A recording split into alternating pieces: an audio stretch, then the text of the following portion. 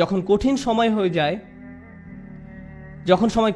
যায়, ওয়া ইন আসাবাতহু ফিতনাতুন ইনকালাবা আলা ওয়াজহিহি, এবং যদি কোনো পরীক্ষায় পড়ে তখন মুখ ঘুরিয়ে নেয়। তার মানে কি? তার মানে আমি আল্লাহর কাছে কিছুই চাই না। কিভাবে তিনি আমাকে ছেড়ে গেলেন? কেন তিনি আমাকে বিপদে ফেললেন? আমাদের সময় এটা উপলব্ধি করা খুবই সহজ। আমরা অস্বাভাবিক এক ভোগবাদী সমাজে বসবাস করি, যেখানে সবকিছু সহজলভ্য এবং দ্রুত লাভ করা যায়। বিনোদন পেতে চান? ফোনে একটা অ্যাপ খুললেই হবে। কিছু কিনতে চান? জাস্ট অ্যামাজন থেকে অর্ডার করুন, এটা আপনার ঘরে পৌঁছে যাবে। সবকিছু কষ্ট ছাড়া পাওয়া যায় এবং সবকিছু সাথে সাথেই পাওয়া যায়। আপনি কিছু চাইছেন, আপনাকে তার কাছে যেতে হবে না, সেটাই আপনার কাছে আসবে। সবকিছু দ্রুত হয়। আমাদের এখন আপ্যায়িত হওয়ার অভ্যাস হয়ে গিয়েছে। আপনার একটা অর্ডার যদি 2 থেকে 3 দিনের জন্য দেরি হয়, তবে আপনি তাকে 1 স্টার বা থামস ডাউন, খারাপ রেটিং দিচ্ছেন। আমরা এতে অভ্যস্ত হয়ে গেছি। এমত অবস্থায় আপনি যখন আল্লাহর কাছে দোয়া করছেন, আপনার সমস্যাগুলো সমাধান চাইছেন, আপনার সবকিছু দ্রুত এবং তড়িৎ করা দরকার। আমার আর ভালো ভোক্তা অধিকার চাই। যখন এটা হয় না, তখন আপনি বলেন বাজে সার্ভিস। আমার আর ভালো ভোক্তা অধিকার চাই, আমার আর ভালো ভোক্তা অধিকার চাই। আপনার ভাবখানা তখন এমন হয়ে যায় যে আমি আল্লাহর কাছে আর কিছুই চাইব না, কোনো অর্ডার দিব না। আপনি এখন ক্রেতার মতো সুবিধা পেতে চান, আর আপনি আল্লাহর কাছ থেকে মুখ ফিরিয়ে নেন এবং বলেন তিনি আমার কথা শুনছেন না, আমার সমস্যার সমাধান করছেন না।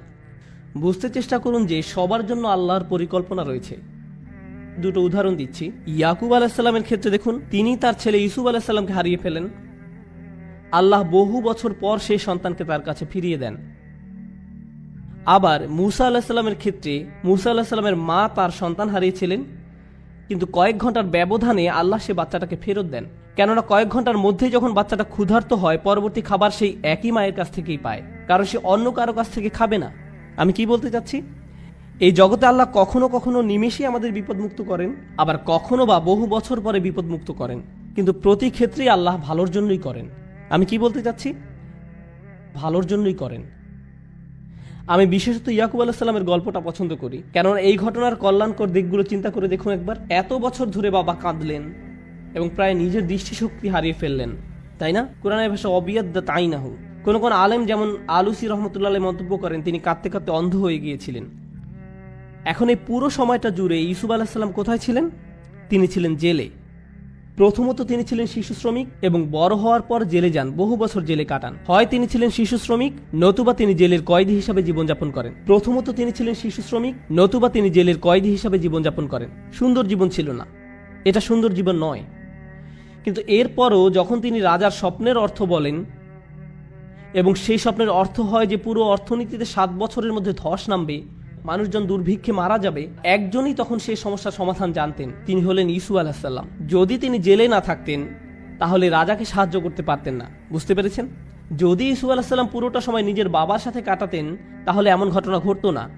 তাই এখন যেহেতু তিনি সেখানে রয়েছেন এবং স্বপ্নের ব্যাখ্যা দেন এবং বলেন আমিই পারবো সমস্যার সমাধান করতে, আমাকে সম্পদ রক্ষার দায়িত্ব দিন, আমিই পারবো সমস্যার সমাধান করতে, আমাকে সম্পদ রক্ষার দায়িত্ব দিন, এবং তিনি যখন এই কাজগুলো সম্পাদন করেন তখন কি হলো? লাখ লাখ বাবা মাকে আর কাঁদতে হয়নি, কারণ তাদের সন্তান ক্ষুধার যন্ত্রণায় মৃত্যুবরণ করেনি। একজন বাবা তার সন্তানের জন্য বহু বছর কাঁদলেন, কিন্তু তার একার কান্নায় আল্লাহ হাজার হাজার পরিবারকে কান্না থেকে বাঁচিয়ে দেন। কারণ তিনি যদি অর্থনীতি এবং ফসল না বাঁচাতেন, পুরো দেশটাতে খরা হতো, মানুষ দুর্ভিক্ষে মারা যেত এবং যুদ্ধ সহ বিভিন্ন সমস্যার সূত্রপাত হতো।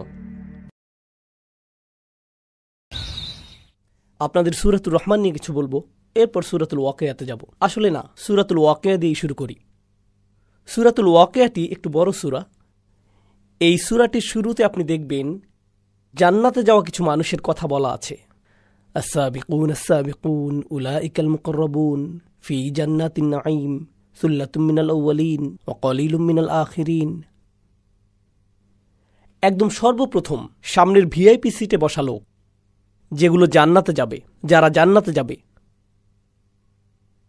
ওনারাই হলেন সূরাতুল ওয়াকিয়ার আলোচ্য মানুষগুলোর অন্যতম। আচ্ছা বলুন তো, এই সর্বপ্রথম অগ্রগামী কারা? কি না, নবীগণ ছাড়া অগ্রগামীগণ কারা? সাহাবা। হ্যাঁ, কিন্তু সেটা তাদের যুগের জন্য। আল্লাহ বলছেন ওয়া কলিলুম মিনাল আখিরিন।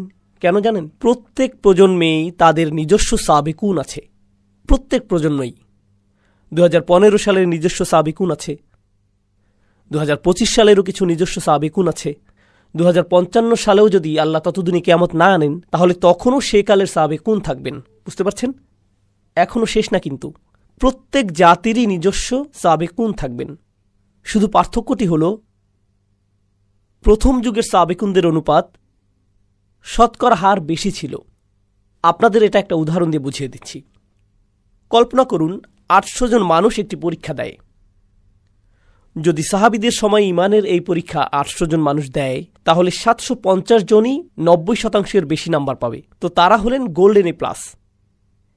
কিন্তু প্রজন্ম যেতে যেতে তখনও মানুষ 90 বেশি পাবে, তবে শতকরা হার নেমে যাচ্ছে। ধরুন 800 হতে মাত্র 50 জন বা 800 জনে মাত্র 20 জন 90 বেশি পেয়েছে। বুঝতে পারছেন? তাই অকলিলুম মিনাল আখিরিন, আরও কম পরবর্তীদের মধ্যে। কম মানুষ না, কিন্তু শতকরা হার কম। সাহাবিগণের সময়ে এ প্লাসের হার বেশি, তাই সামগ্রিক গুণ অনেক অনেক বেশি। আমাদের প্রতিযোগিতা কম, তাই সামগ্রিক গুণ অনেক কম। তবে প্রতিযোগিতা প্রত্যেক প্রজন্মেই থাকে। তো যাই হোক, সূরাতুল ওয়াকিয়ার প্রথম বিষয় হল আস-সাবিকুন। এই সূরার দ্বিতীয় বিষয় হল আসহাবুল ইয়ামিন। মা আসহাবুল ইয়ামিন ফাসহাবুল মাইমানাতি মা আসহাবুল মাইমানা। ডান পাশের মানুষজন। আর সাবিকুনদের সাথে ডান পাশের মানুষজনের পার্থক্য কি? সাবিকুনদের বলতে পারবেন সংরক্ষিত, এক্সক্লুসিভ। আর ডান পাশের যেই মানুষজন হলেন বাকি আমরা সকলে জান্নাতের ইকোনমি ক্লাস। আল্লাহ আমাদের সাবিকুনদের অন্তর্ভুক্ত করে দিন। কিন্তু অন্তত পক্ষে ডান পাশের মানুষজন থাকা মানে তারা জাহান্নামে যাবে না, এরা যাবে জান্নাতে। এরা হলেন দ্বিতীয় বিষয়। ঠিক আছে? এখন অন্যদিকে কারা আছে? ডান পাশে মানুষ আছে, আবার বাম পাশেও মানুষ আছে। এরপর আল্লাহ বাম পাশের মানুষদের নিয়ে বলছেন 3 ধরনের মানুষ এখন পর্যন্ত। প্রথমে অভিজাত শ্রেণী, এরপর ডান পাশের মানুষ, এরপর বাম পাশের মানুষ, তাই না? এরপর চতুর্থ বিষয়, আল্লাহ কিছু প্রশ্ন করেছেন। আফারাআইতুম মা তুমনুন, আফারাআইতুম মা তাহরুসুন, আফারাআইতুমুল মা আল্লাযী তাশরাবুন, আফারাআইতুমুন নার আল্লাতী তুরুন। তিনি সব অদ্ভুত প্রশ্ন করেছেন। তোমরা কি বাচ্চা সৃষ্টি করো নাকি আমরা বাচ্চা সৃষ্টি করি? তোমরা ফসল ফলাও নাকি আমরা ফসল ফলাই? তোমরা আগুন জ্বালাও নাকি আমরা আগুন জ্বালাই? তোমরা আকাশ থেকে পানি নামাও নাকি আমরা আকাশ থেকে পানি নামাই? মানে আল্লাহ মানুষকে আল্লাহ যা সৃষ্টি করেন সেই বিষয়ে চিন্তা করতে বলছেন। মানে আল্লাহ যে সৃষ্টি করেন তা, তোমরা কিছুই সৃষ্টি করো না, আল্লাহই সব কিছু সৃষ্টি করেন, তোমাদের কোনো সৃষ্টিশীলতা নেই। এই যে আল্লাহর সৃষ্টিকে চতুর্থ প্রকার বিষয় হিসেবে বলা হচ্ছে 4টি। এখন পর্যন্ত কতগুলো বিষয় আমাকে ক্রমানুসারে বলতে পারবেন? দেখি তো আপনারা এখনো বেঁচে আছেন। প্রথমটি কি ছিল? সাবিকুন, ঠিক। দ্বিতীয়টি আসহাবুল ইয়ামিন। তৃতীয় নাম্বার কি? বাম পাশের মানুষজন। আল্লাহ আমাদের তাদের অন্তর্ভুক্ত না করুন। চতুর্থ নম্বর আল্লাহর সৃষ্টি, শুধুমাত্র আল্লাহই সৃষ্টি করেন।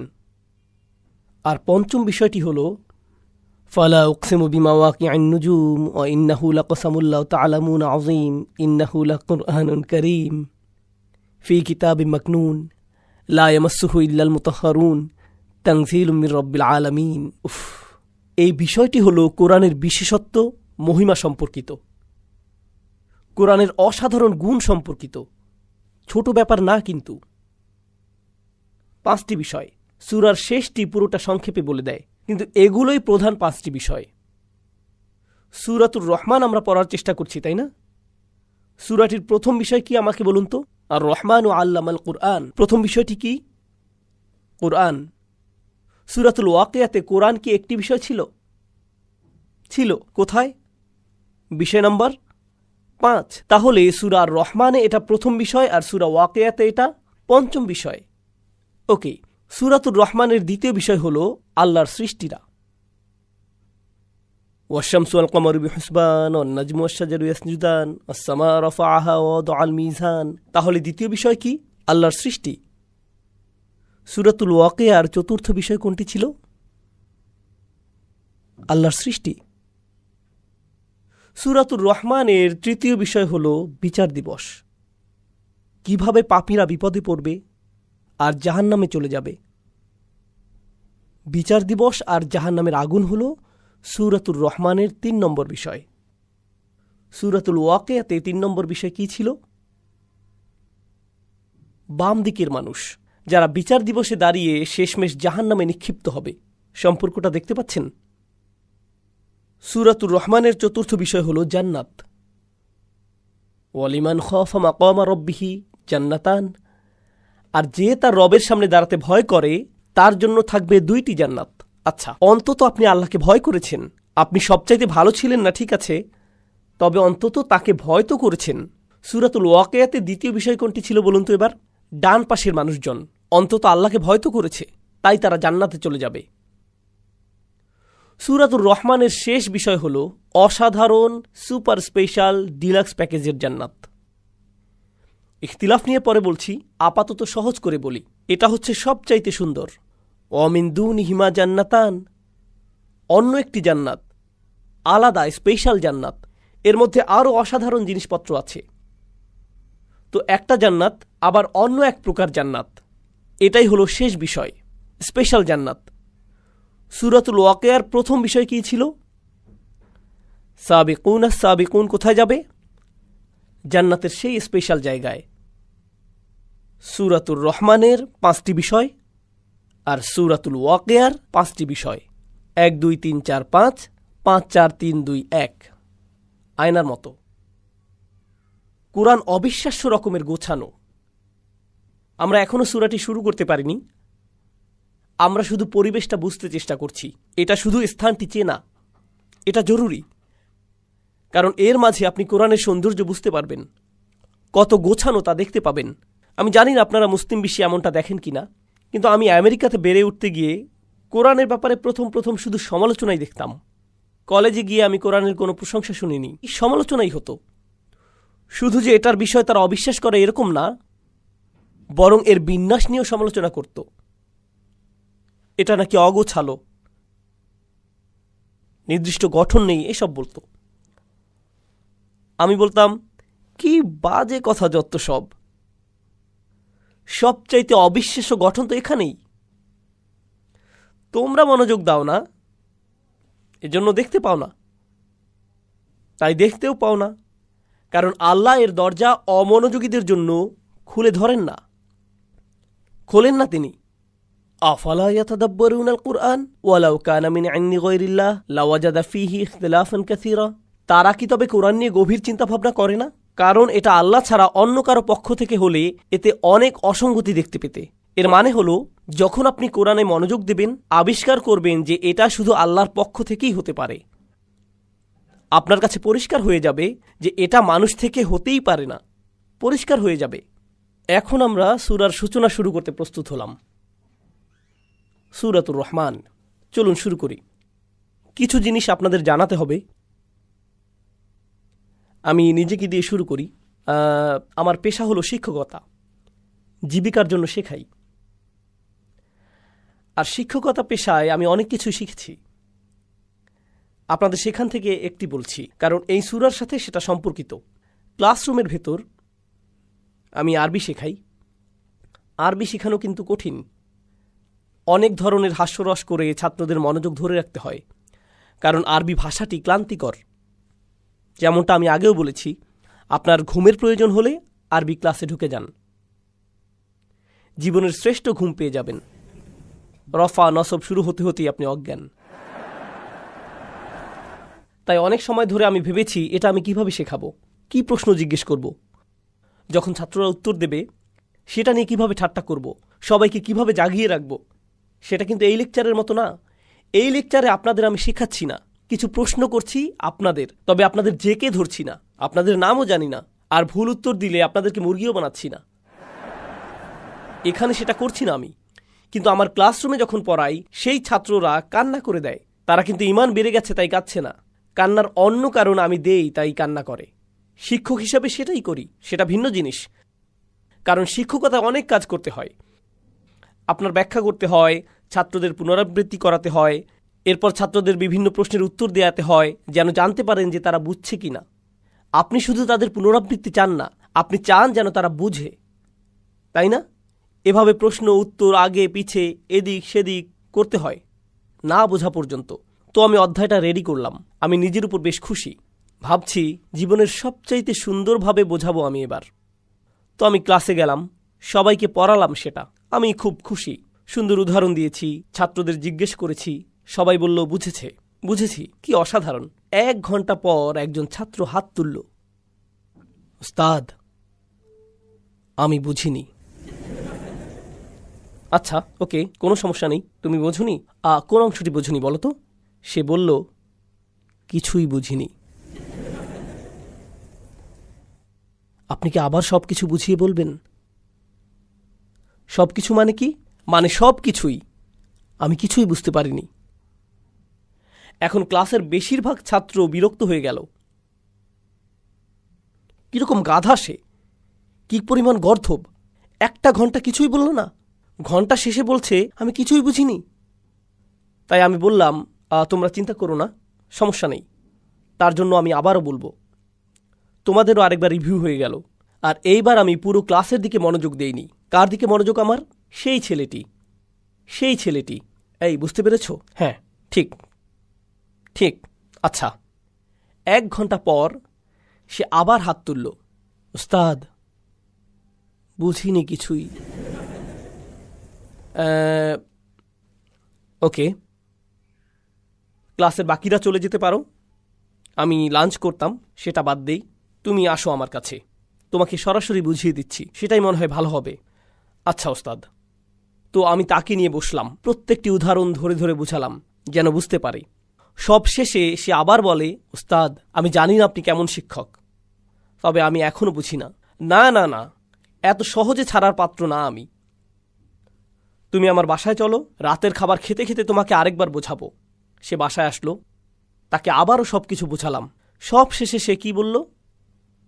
আমি বুঝিনি।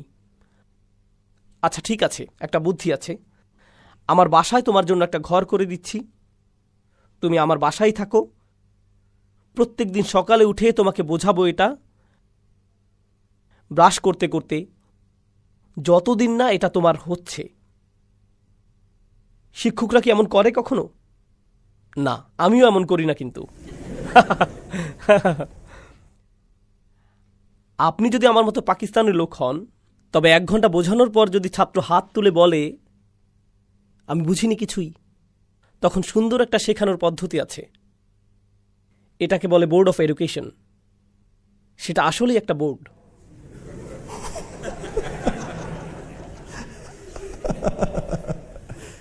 এখন বুঝেছিস? হ্যাঁ একদম বুঝে ফেলেছি, এখন বুঝবে। শিক্ষকরা এত ধৈর্যশীল না, কতবারই আর বোঝাবেন? বলবেন এত গাধা কেন তুমি, বুঝো না কেন তুমি, তোমার মাথা কাজ করে না কেন, কি সমস্যা তোমার? এটা আমার দোষ না, এটা ছাত্রের দোষ, তাই না? দেখুন, কিন্তু কোরআনের বার্তা, কোরআনের মূল বার্তাটি কিন্তু একদম সোজা, একদম সহজ। আপনি যদি কোরআনের মূল বার্তা সংক্ষেপে লিখতে বলেন, সেটা আমি অর্ধেক কাগজেই লিখতে পারবো, পুরোটাও লাগবে না। কোরআনের বিষয়গুলো কি কি? শুধুমাত্র এক স্রষ্টা, আখিরাত আছে, আগের জাতিগুলো তাদের নবীদের কথা মানেননি, কিছু কাজ আছে হারাম, খুব বেশি কিছু না, কিন্তু সোজা সাপটা, জটিল কিছু না। কুরাইশরা কতদিন যাবৎ কোরআন শিখছে? 1 যুগের বেশি, তাই না? মক্কি কোরআনের কি পুনরাবৃত্তি আছে? আল্লাহ কি বারবার বলেছেন জাতিদের ব্যাপারে? আল্লাহ কি নিজের একত্ব নিয়ে বারবার বলেছেন? ইবাদতের একত্বতা নিয়ে? আল্লাহ কি নবীদের উপর ঈমান আনা নিয়ে পুনরাবৃত্তি করেছেন? আল্লাহ কি হালাল হারাম নিয়ে পুনরাবৃত্তি করেননি? তিনি কি অভাবীদের খেয়াল করা, অন্যদের ক্ষতি না করা নিয়ে পুনরাবৃত্তি করেননি? তিনি এই সব পুনরাবৃত্তি করছেন বারবার। যে কোনো ভালো শিক্ষক শেখানোর জন্য কি করে? সে কি করে? বারবার বলে, আল্লাহ করেছেন। আর তাও শুধু 1 ঘন্টা না, 2 ঘন্টা না, 1 মাস না, 2 মাসও না, কতদিন? 1 যুগেরও বেশি সময় যাবত। তাছাড়া কোরআন কিন্তু একটা পাঠ্যক্রম, কোরআন হলো পাঠ্যসূচি। কিন্তু একটা ভালো পাঠ্যক্রম, ভালো বই যথেষ্ট না, আপনার খুব ভালো একজন শিক্ষকও লাগবে। কখনো আপনার কাছে খুব ভালো একটা বই থাকলেও শিক্ষক হয় জঘন্য, তখন কেউ কিছুই শেখে না। তাই আল্লাহ শুধু শ্রেষ্ঠ বইটিই দেননি, তিনি বিশ্ব মানবতাকে সর্বশ্রেষ্ঠ কি দিয়েছেন? শিক্ষক। আর ভালো শিক্ষকের উচিত ছাত্রদের সাথে ধৈর্য ধরা। তারা না শুনলেও তিনি ধৈর্য ধরেন। তিনি কি ভালো শিক্ষক? যত্নশীল শিক্ষক তিনি? বলেন কি সাল্লাল্লাহু আলাইহি সাল্লাম। আর এই ছাত্ররা, কুরাইশরা, একদম সহজ জিনিস শুনেও বলে কিছুই বুঝিনি। তারপর তিনি আবারও ব্যাখ্যা করেন, ওয়াকাযালিকা নুসাররিফুল আয়াত, আমরা আয়াত বারবার বদলে দেই। এভাবে যদি না বুঝতে পারো তাহলে এভাবে বুঝবে, ওভাবে যদি না বুঝো তাহলে আসো ওইভাবে বোঝাই, এরপর ওইভাবে বোঝাই, তারপর সেইভাবে। ইয়াদরিবুল্লাহু আমসালা লিন্নাস, আল্লাহ প্রত্যেক মানুষের সহজতার জন্য অনেক উদাহরণ দিয়েছেন, কারণ প্রত্যেক ছাত্র প্রত্যেক উদাহরণ হয়তো বুঝবে না। তাই আল্লাহ একটা উদাহরণ দেন, সেটা না বুঝলে কি করেন, আরেকটা দেন, এরপর আরেকটা, এরপর আরেকটা। জানেন, কোরআনের ভেতর আল্লাহ কোরআনকে তাসরিফুর রিয়াহ এর সাথে তুলনা করেন, বায়ু প্রবাহ। কারণ কিছু বায়ু হালকা, কিছু অনেক জোরে, কিছু বাতাস আসে উত্তর থেকে, কিছু দক্ষিণ থেকে, কিছু পূর্ব থেকে, কিছু পশ্চিম থেকে, কিছু ঠান্ডা আবার কিছুটা উষ্ণ। ঠিক কোরআনের আয়াতের মতো, কিছু আয়াত আপনাকে আনন্দ দেবে, কিছু ভয় দেখাবে, কিছু কষ্ট দেবে, কিছু আপনার প্রেরণা যোগাবে, কোনো আয়াত শেখাবে, কোনোটা অভয় দেবে, কোনোটা আবার শক্তি যোগাবে। বিভিন্ন রকমের বায়ু ঠিক কোরআনের বিভিন্ন আয়াতের মতো প্রত্যেকটা উপায় গ্রহণ করা হয়েছে। তাছাড়া কিছু ছাত্র গর্দভ হয়, আমি জানি, মনোযোগই দেয় না। এরপর আরেক ধরনের ছাত্র আছে যারা বলে আমি বুঝি না, এরপর বুঝিয়ে বলার পর আবার বলে হ্যাঁ আমি বুঝিনি, আবার বোঝান, সে বলে এই দেখো আমি বুঝিনি। এরা কি ধরনের ছাত্র? এরা ঝামেলাকারী। সে শিক্ষককে নিয়ে মজা করছে, ক্লাসে মজা নিচ্ছে, ভাবছে এই সব কিছুই ঠাট্টার বিষয়, তাই না? একটা ছাত্র আছে, সে আসলেই বুঝেনি। আরেকটা ছাত্র অন্যদিকে, সে সব কিছু খুব ভালো বুঝেছে, এরপরেও কি বলে মজা নেয়, আমি বুঝিনি, কিছুই বুঝলাম না, আপনি খারাপ শিক্ষক। আর এই ধরনের ছাত্ররা যখন শিক্ষক বুদ্ধিমান হয়, যখন শিক্ষক চালাক হন, তিনি ঝামেলাকারীকে চিনে ফেলেন, বুঝে ফেলেন কখন ঝামেলা করছে। আর যখন সেসব করে তখন সেই ছাত্রের কি হয়, একে বলে মুরগি। কিছু শাস্তি দিতে হয়, ঠিক? প্রিন্সিপালের অফিসে যাও, স্কুল থেকে বেরিয়ে যাও। আল্লাহ কি জানেন কারা কোরআন নিয়ে ঠাট্টা করছে, কারা ঠাট্টা করছে? তিনি জানেন। আর তিনি তাদের কাছে কোরআন বারবার বারবার ব্যাখ্যা করছেন সর্বশ্রেষ্ঠ শিক্ষককে দিয়ে, 1 যুগেরও বেশি সময় যাবত। শিক্ষক হিসেবে তবে আল্লাহর কি রাগ করার অধিকার আছে? অবশ্যই আছে। সেই ছাত্রগুলো কি শাস্তি পাওয়ার যোগ্য? অবশ্যই। কিন্তু আল্লাহ কি শাস্তি দিচ্ছেন তাদের? না, কারণ আল্লাহ অন্য কোনো শিক্ষকের মতো নন। তিনি যে কোনো শিক্ষক নন, তিনি আর রহমান, আল্লামাল কুরআন। লাউ কানা দুনার রহমান, রহমান ছাড়া অন্য কেউ যদি হতো কোরআন শেখাচ্ছে, তাহলে বাঁচতে পারত না।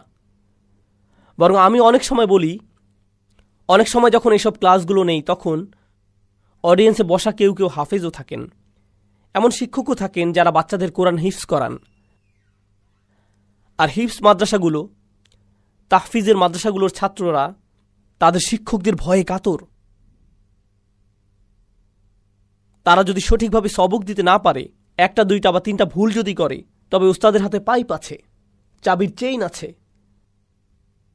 বাচ্চার চেহারায় এভাবে চাবি লেগে থাকে। তাই তারা যখন কোরআন শেখার চিন্তা করে তখন ভাবে দয়ামায়াহীন কিছু একটা। এটা কি দুঃখজনক না? কারণ আল্লাহ স্বয়ং বলছেন, যখন কোরআন শেখানো হয়, কে শেখায়? তিনি কিন্তু বলেননি আল জব্বার আল্লামাল কুরআন, তিনি বলছেন আর রহমান আল্লামাল কুরআন। আমরাই যখন কোরআন শেখাই, তখন আমি শুধু রাসূলুল্লাহ সাল্লাল্লাহু আলাইহি সাল্লামের সুন্নাহ পরিপূর্ণ করছি না, বরং আমরা স্বয়ং আল্লাহর সুন্নাহ পূরণ করছি। আল্লাহ নিজেই কোরআন শিখিয়েছেন, আমাদেরকে সেটাই নকল করতে হবে। যেমন রসুলের সুন্নাহ নকল করতে হবে সাল্লাল্লাহু আলাইহি সাল্লাম, আল্লাহর সুন্নাহও আমাদের মানতে হবে। যখন কোরআন শেখাবো, আরও বেশি দয়াবান হতে হবে। বুঝতে পারছেন? আমাদেরকে আরো দয়া দেখাতে হবে। আল্লাহ যদি কুরাইশদের প্রতি দয়া দেখাতে পারেন, তবে আপনি ছোট বাচ্চাদের সাথেও সেটা পারবেন। সেটা আরো সহজ। এগুলো আল্লাহর কিতাব থেকে শিখতে হবে। খুবই দুঃখজনক বিষয় যে একটি বাচ্চা তার উস্তাদের কাছে কোরআন পড়তে ভয় পাবে। এটা ভালো ব্যাপার না। আমি নিজে কোরআনের হাফিজ দেখেছি, 18-19 বছর বয়সী, কখনোই মসজিদে যায় না, কখনোই মসজিদে যায় না। জিজ্ঞেস করলাম, কেন মসজিদে যাও না? কারণ আমার উস্তাদ আমাকে মসজিদে মারতেন। আমি যখন মসজিদে যাই, আর শুনি আল্লাহু আকবার, আমার সেই মারগুলো মনে পড়ে যায়, মানসিক সমস্যা শুরু হয়ে যায়, সাইকিয়াট্রিস্ট দেখাতে হয়। মসজিদে গেলে আমার সাইকোলজিক্যাল ট্রমা হয়, তাই মসজিদে আমি যেতে পারবো না। সুবহানাল্লাহ, এমনটাই করেছি আমরা আমাদের বাচ্চাদের সাথে দিন শেখানোর নামে। আমি জানি না এটা কোন দিন, তবে সেটা ইসলাম নয়। আমি জানি না তাদের কি শিখিয়েছেন, তবে কোরআন তাদেরকে শেখাননি। এভাবে কোরআন শেখায় না। কোরআন ভালোবাসা দিয়ে শেখাতে হয়। যেমনটা আমি বললাম, যদি আল্লাহ কুরাইশদের ভালোবেসে শেখাতে পারেন, যদি কুরাইশদের দয়া দেখাতে পারেন, তাহলে আমাদের আবার ভাবতে হবে আমরা মুসলিমদেরই ভালোবেসে শিখাই না। সুবহানাল্লাহ। আচ্ছা, এরপর কি আছে দেখি। ভূমিকা এখনো শেষ হয়নি, ভূমিকা নিয়ে অনেক কথা বলার আছে। আর রহমান অর্থ কি কেউ জানেন? কি?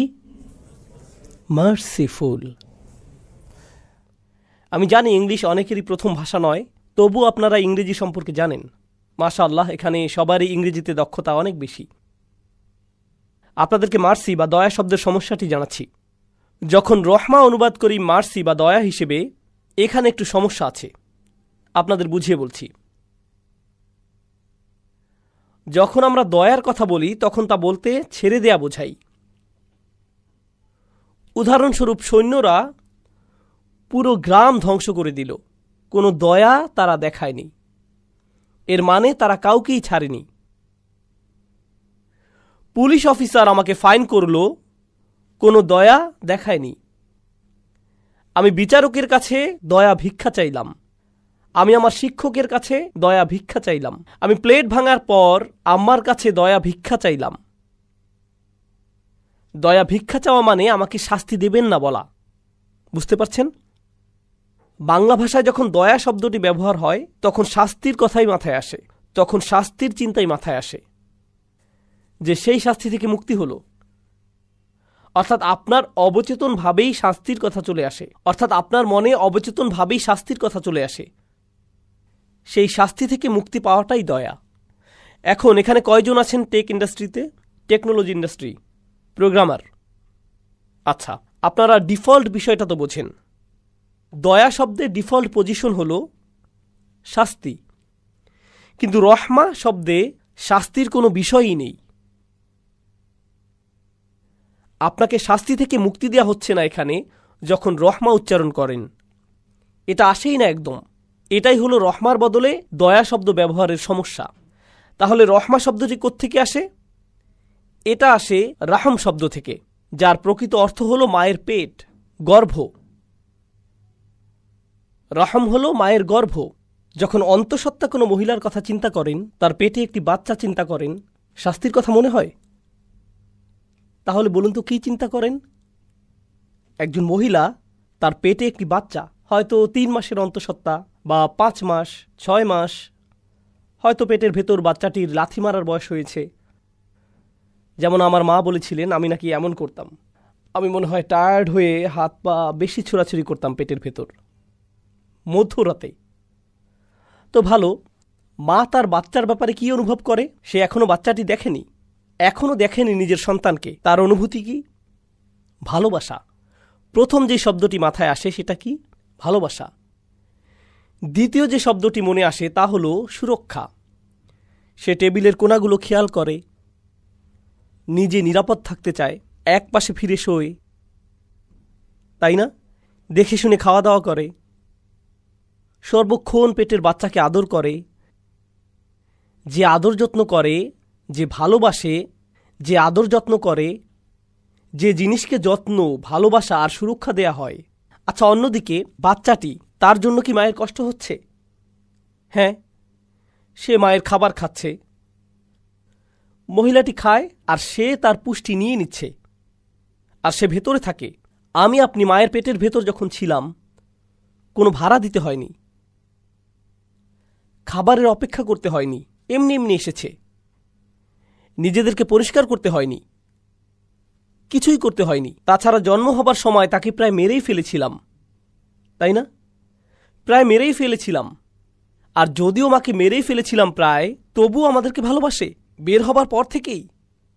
অন্য যে কেউ আপনার রক্তপাত করলে আপনি তাকে ভালোবাসবেন না। আমরা আমাদের মায়েদের রক্ত ঝরিয়ে মৃতপ্রায় করে ফেলি, মৃত্যুর কাছাকাছি। আর যখনই বের হয়ে আসি আমরা, তখন আমাদের জন্য তার ভালোবাসা আগের চাইতে আরও বেড়ে যায়। এটা কিন্তু আর অন্য কারো সাথে ঘটে না, কোনো সম্পর্কের সাথেই ঘটে না। এখানে আপনি কিছুই দেন না, শুধুই নেন। আমি যা বোঝাতে চাচ্ছি তা হলো, আপনি কখনোই কিছু দেন না, শুধুই কি, আর তিনি আপনাকে আরও বেশি বেশি কি দেন? আরও ভালোবাসা। আপনি আরও নিতে থাকেন, তিনি আরও ভালোবাসতে থাকেন। তাছাড়া দেখুন, তিনি প্রায় মারাই যাচ্ছিলেন, এত রক্তপাত হয়েছিল, মাত্রই সার্জারি থেকে উঠলেন। আর আপনার জন্মের সাথে সাথে কি হলো? তার আপনাকে খাওয়াতে হচ্ছে। আর অনেক মহিলাদের কাছেই বাচ্চাকে খাওয়ানো অনেক সময় রক্তপাতের মতো মনে হয়। যে কেউই সার্জারির ভেতর দিয়ে গেলে বলে, আমার 6 সপ্তাহের ছুটি লাগবে, আমার 2 মাসের ছুটি চাই, আমার ছুটি লাগবে, ভ্যাকেশন লাগবে। জন্ম দেবার পর কি কোনো মা 2 মাসের ছুটি পান? না। আপনার পা ভাঙলে 6 মাসের ছুটি পান। তিনি বাচ্চা প্রসব করলেন আর ফুল টাইম মায়ের দায়িত্ব পালন করা শুরু করে দিলেন। কখন থেকে? বাচ্চাটি জন্মানোর মুহূর্ত থেকেই, বাচ্চা হবার মুহূর্ত থেকেই। আর বাচ্চাটি তাকে কি ফেরত দেয়? তিনি বাচ্চাটিকে দুধ দেন, ভালোবাসা দেন, সুরক্ষা দেন। বাচ্চাটা ধন্যবাদ বলে একবারও? বাচ্চাটা তাকে কোনো বেতন টেতন দেয়? বাচ্চাটি তার জন্য কোনো কিছু করে না। ঘুমহীন রাত। বেশির থেকে বেশি বাচ্চাটি যেটা করবে তা হলো তার গায়ে পেশাব করে দিবে, মলত্যাগ করে দিবে, বমি করে দিবে মায়ের গায়ে। আর যখন বাবু হাগু করে দেয় তখন মা বলে, ওয়াও কি কিউট, এরপর পরিষ্কার করা শুরু করে দেয়। কোনো সমস্যা নেই, আমার বাবুটা। তিনি ডায়াপার বদলাচ্ছেন আর বাচ্চা তার দিকেই মেরে দিচ্ছে, আর তিনি হাত দিয়ে ঠেকাচ্ছেন। আমি জানি আমার 6টা বাচ্চা, আমি জানি না কিভাবে করে তারা, কিন্তু করে। এটাই হলো কোন শব্দ? রহম। এখান থেকেই আসে কি? রহমা। এখান থেকেই আসে আল্লাহর কোন নাম? আর রহমান। আমরা আল্লাহকে কোনো সৃষ্টির সাথেই তুলনা করতে পারবো না, কিন্তু আল্লাহর সাথে আমাদের যেই সম্পর্ক আছে, আপনি যদি একটু ধারণা করতে চান, যে কারণে সেই হাদিসটি আছে, সাম্মাইতুকা বিসমি, আল্লাহ মায়ের গর্ভের সাথে কথা বললেন আর বললেন, আমি তোমাকে আমার নাম দিয়ে নামকরণ করেছি। এটা শুধু ভাষাগত সম্পর্ক না, নবী সাল্লাল্লাহু আলাইহি সাল্লামের হাদিসেও এটা পাওয়া যাচ্ছে।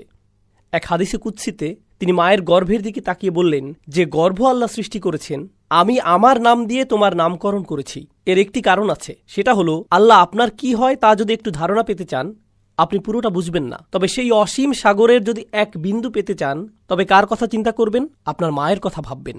ওয়ালিল্লাহিল মাসালুল আ'লা। আপনার মায়ের সাথে সম্পর্কে কোন দিকটা? তা হলো আপনি তার থেকে শুধুই নেন, আর তিনি কি? শুধুই দেন। আপনি কখনোই ধন্যবাদ দেন না, তবুও তিনি দিতেই থাকেন। আপনি কখনোই তাকে মনেও করেন না, তবুও তিনি আপনার প্রতি ভালোবাসা বাড়াতেই থাকেন। মুসলিমদের কথা চিন্তা করুন। মুসলিমরা বলে, তালিবুল ইলমরা বলে, আমি তাফসির শিখতে চাই, আমি ওই শায়েখের কাছে পড়তে চাই, এই শায়েখের কাছে শিখতে চাই, সেই আলিমের কাছে পড়তে চাই, আমি এই সূরা, ওই সূরা আর ওই সূরাটা শিখতে চাই। কখনো তারা পৃথিবীর এই মাথা থেকে ওই মাথায় চলে যায় শুধু আল্লাহর কিতাব শিখতে, ঠিক না? আর কি সম্মান বোধ করছে যে শায়েখের কাছে শিখতে পারছে। কুরাইশরা, আবু লাহাব, আবু জাহাল, এই লোকগুলো, এরা কি কোরআন শিখতে চায়? তারা কোরআনের একটি আয়াতও পাওয়ার যোগ্য না, তবুও আল্লাহ তাদের পুরো একটি সূরা দিয়ে দিলেন। এরপর তিনি দিলেন আরেকটি সূরা, এরপর তিনি দিলেন আরেকটি সূরা। তারা যখন এটাকেও ধাক্কা দিয়ে সরিয়ে দিল, আল্লাহ তাদের কি দিলেন? আরেকটি সূরা। প্রত্যেকটি সূরা আল্লাহর থেকে রহমত কিনা? আল্লাহ চাইলে তাদের আরও অনেক কঠিন কিছু দিতে পারতেন, ঠিক না? আল্লাহ তাদের শাস্তি দিতে পারতেন, ঠিক কিনা? কিন্তু প্রত্যেকবার এমন করার পর আল্লাহ তাদের কি দেন? আরেকটি সূরা। আল্লাহর কাছ থেকে আরও রহমা তার পক্ষ থেকে। তাছাড়া কোরআন কি? কোরআন হলো আল্লাহ আপনার সাথে কথা বলছেন। কোরআন হচ্ছে আপনার সাথে আল্লাহর কথা। যখন আপনি কাউকে অপমান করেন, তারা প্রথমে যেটা করে তা হলো তারা আর আপনার সাথে কথা বলে না। কাউকে অপমান করলে তারা আপনার সাথে কথা বন্ধ করে দেয়। এই লোকগুলো শুধু আল্লাহকেই অপমান করছে না, তারা আল্লাহর হাবিব সাল্লাল্লাহু আলাইহি সাল্লামকে অপমান করছে, তারা আল্লাহর রসুল সাল্লাল্লাহু আলাইহি সাল্লামকে অপমান করছে। তবুও আল্লাহ তাদের সাথে কথা বলছেন। এরপর তিনি রাসূলকে বলছেন, ফাসবির আলা মা ইয়াকুলুন, আপনি ধৈর্য ধরুন, আমি জানি তারা আপনাকে মন্দ কথা বলছে। ওয়ালাকাদ না'লামু আন্নাহু ইয়াকিদু সাদরুকা বিমা ইয়াকুলুন, আমি জানি আপনার অন্তর বদ্ধ হয়ে আসে তাদের কষ্টকর কথাগুলোর কারণে, তবুও তাদের কাছে গিয়ে বোঝান। এটাকেই বলা হয় আর রহমান। কোনো মানুষই এটা করতে পারে না।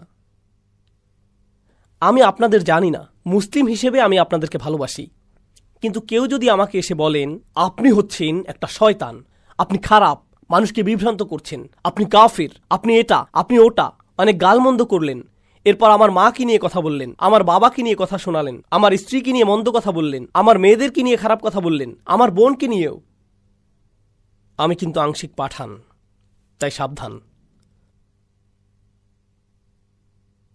অন্তত পক্ষে আমি বলবো আমি চলে যাচ্ছি, আমি ফানার ছাড়ছি, আমি দোহা ছাড়ছি, আমি আর কখনোই দোহা ফিরে আসব না। কেন?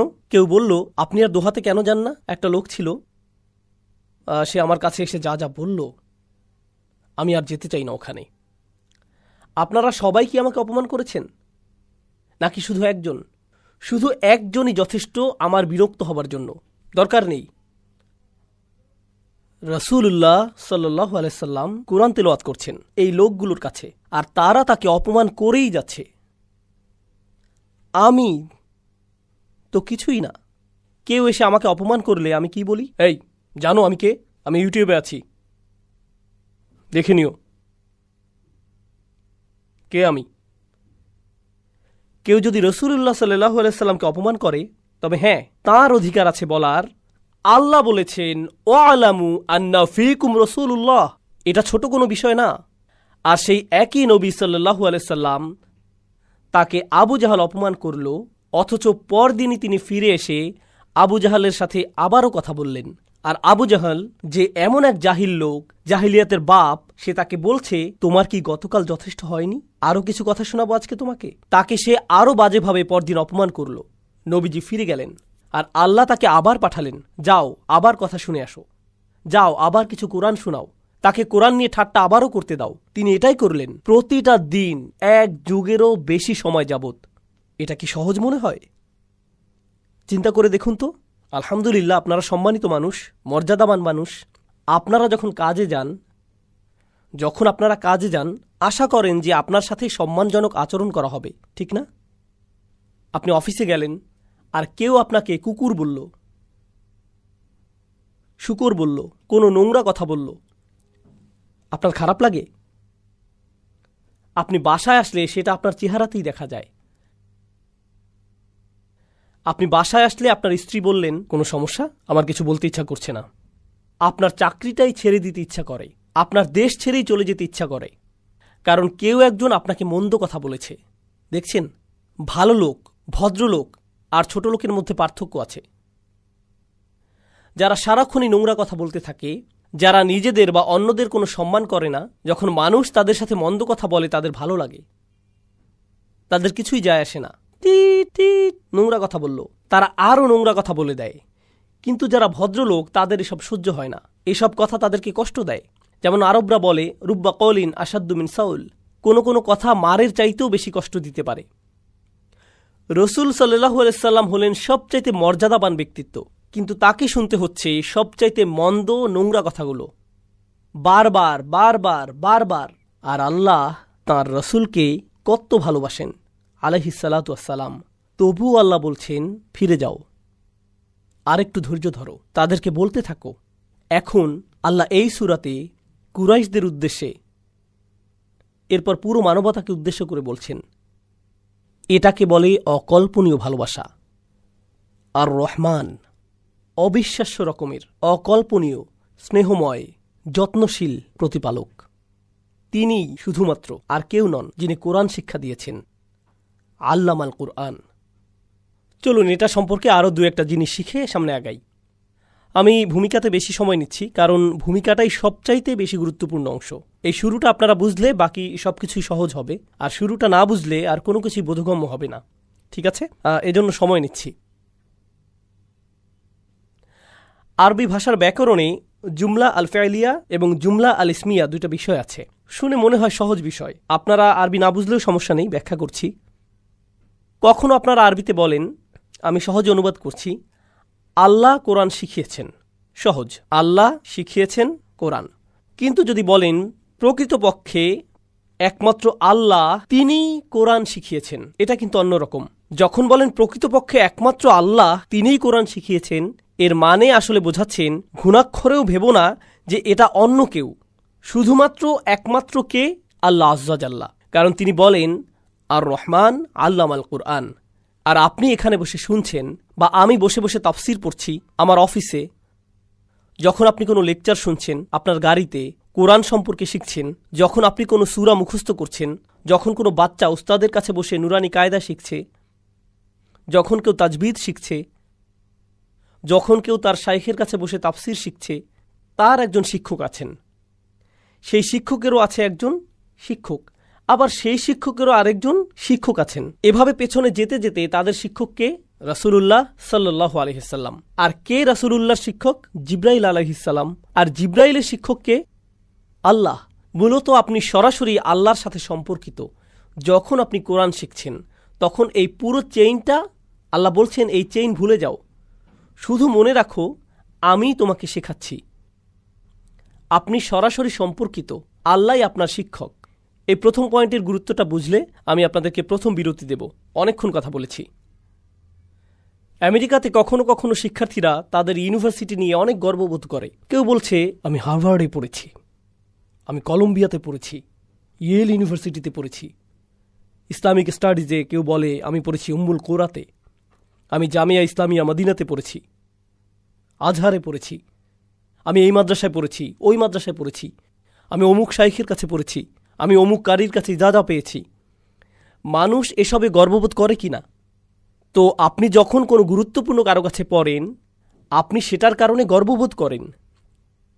আপনি কোনো ভার্সিটি থেকে গ্র্যাজুয়েশন করেন, বলেন উনিই কিন্তু আমার শিক্ষক। তাই নাকি? উনি আপনার শিক্ষক? ওয়াও! আপনি শাইখ অসামের কাছে পড়েছেন, তার মানে আপনিও নিশ্চয়ই অসাম। আপনি সেটা আপনার সিভিতে দিয়ে দেন, কারণ আপনি গর্বিত এটা নিয়ে, আপনাকে সম্মান দেয়। আর মানুষ শুধু ইসলামের শিক্ষাতেই এমন করে না, যে কোনো শিক্ষাতেই এমন করে। ডাক্তাররা কোন মেডিকেল কলেজ থেকে পড়েছেন তা বলতে ভালোবাসেন। পিএইচডি প্রফেসর কোথা থেকে তার পিএইচডি করেছেন সেটা বলতে ভালোবাসেন, ঠিক কিনা? আমরা মাত্রই বললাম আমাদের শিক্ষককে,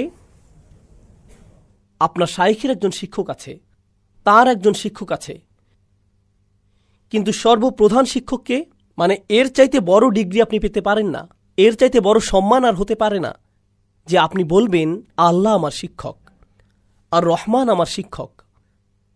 আমি বলতে চাচ্ছি কোরআন শিক্ষা আপনাকে এমন সম্মান এনে দেবে যা আর কোথাও খুঁজে পাবেন না। এর চাইতে বড় অর্জন আর নেই, এর চাইতে উচ্চতর ডিগ্রি আর নেই, এর চাইতে উচ্চ কোনো সম্মান নেই, আর কোনো কিছুতেই এই সম্মান নেই যা কোরআন শিক্ষায় আছে। কারণ এখানে আপনি আর রহমানকে নিজের শিক্ষক হিসেবে পেয়েছেন। আর সাধারণত যখন আপনার শিক্ষক থাকে আপনি অন্যদের সেটা দেখাতে পছন্দ করেন, এটা আমার ডিগ্রি, এখান থেকে আমি ইজাজা পেয়েছি। কিন্তু যখন আর রহমানকে শিক্ষক হিসেবে পান, আর সেটা কাউকে দেখানোতে কিছু যায় আসে না, এটা এতই একান্ত যে নিজের কাছেই রেখে দেন। আর রহমান আমার শিক্ষক, আপনার অন্য কারো থেকে সম্মান নেবার প্রয়োজন নেই। কারণ কে আপনাকে সম্মান দিচ্ছেন? আর রহমান। কারণ তিনি আপনাকে নিজের স্কুলে অ্যাডমিট করেছেন, আপনি ভর্তি হতে পেরেছেন, আপনি তার সাথেই সরাসরি সংযুক্ত, সেটাই আপনার জন্য যথেষ্ট। আপনার আর তার মাঝে একটি গোপন জিনিস, সুবহানাল্লাহ। মানুষ এই পৃথিবীতে সম্মানের পেছনে ছুটছে, মানুষ সম্মানের পেছনে ছুটছে। তারা মনে করে তাদের সম্মান আসবে টাকা থেকে, কেউ ভাবে সম্মান আসবে তাদের গাড়ি থেকে। আরব দেশে এমনটা না। আবার না, দাঁড়ান, অনেকে ভাবে তাদের কাপড়ের ব্র্যান্ড থেকে সম্মান আসবে, কিংবা হাতের ঘড়ি, এসব থেকে নাকি সম্মান আসবে। অনেকে ভাবে তাদের সাথে কাদের কাদের যোগাযোগ আছে তা থেকে সম্মান আসবে, আমি তাকে চিনি। অনেকে ভাবে কার সাথে সেলফি তুলেছে সেটা দিয়ে সম্মান আসবে, মনে করে এসব থেকে সম্মান আসবে। মর্যাদা, মর্যাদা তখনই আসবে যখন আল্লাহকে নিজের শিক্ষক করে নেবেন, আল্লাহ আপনাকে সম্মান দিবেন। আর যখন আল্লাহ আপনাকে সম্মান দেন তখন আল্লাহর সৃষ্টিও সেটাই করে। আপনাকে তাদের কাছে গিয়ে সম্মান অর্জন করতে হবে না, তারা এমনিতেই দেবে। কারণ আপনি সম্ভাব্য সবচাইতে সম্মানিত স্থানেই আছেন। আপনাকে মানুষের সম্মানের আশায় ছুটোছুটি করতে হবে না, এমন করতে হবে না। আপনাকে শুধু আল্লাহর দেয়া সম্মানটাই অর্জন করতে হবে।